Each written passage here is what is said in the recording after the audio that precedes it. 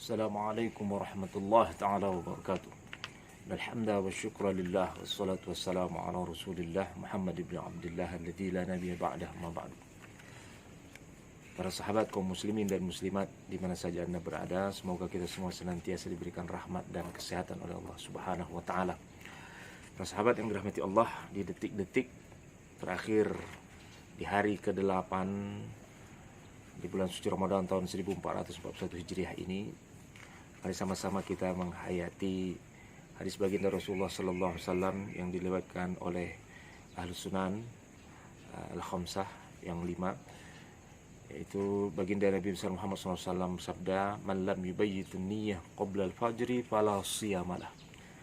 Artinya barang siapa yang tidak menetapkan niatnya sebelum masuk waktu subuh, maka tidak sah puasanya.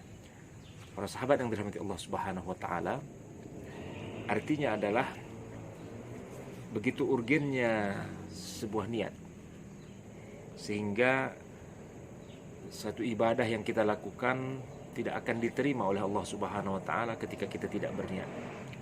Karena sia-sia apa yang kita lakukan. Maka begitu juga dengan ibadah puasa yang kita lakukan, kita harus memulainya dengan niat. Niat tentunya karena Allah Subhanahu wa taala.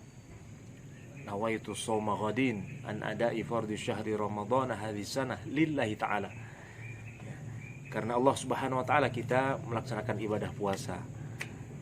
Dan tentunya sambil kita juga mengikuti apa yang diajarkan oleh baginda Rasulullah sallallahu alaihi wasallam tentang puasa ini.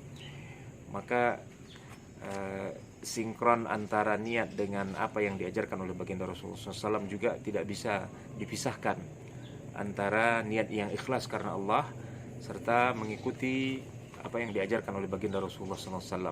Insya Allah ibadah kita akan diterima oleh Allah Subhanahu Wa Taala. Begitu kuatnya niat, ketika kita sudah berniat maka tekad akan muncul.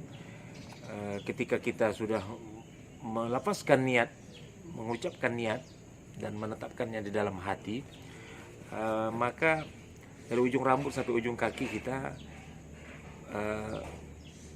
berarti sudah siap untuk melaksanakan ibadah puasa. Berarti kita sudah mempersiapkan diri untuk menahan lapar dan dahaga. Nah, begitu juga ketika kita tidak berniat, maka belum ada kesiapan dari anggota tubuh kita untuk melakukan puasa. Begitu juga dengan ibadah-ibadah yang lain. Maka memang begitu urgennya niat ini, sehingga satu ibadah tidak akan diterima oleh Allah Subhanahu wa taala kalaulah seseorang itu tidak berniat. Begitu juga dengan hal-hal yang lainnya. Bahkan di hadis Rasulullah sallallahu alaihi wasallam yang diriwayatkan oleh Umar bin Khattab, yang diriwayatkan oleh Imam Bukhari dan Imam Muslim, innamal a'malu binniyat wa innamal likulli imri'in ma nawa wa man kanat hijratuhu ila Allah wa rasulih wa hijratuhu ila Allah wa rasulih wa man kanat hijratuhu lidunya yusibuha aw imra'atin yunkihuha aw yankihuha fa hijratuhu ma hajara ilaih. Sesungguhnya setiap amal perbuatan harus ada niatnya, dan tergantung apa yang diniatkan oleh seseorang itu, maka dia akan dapatkan apa yang diniatkan.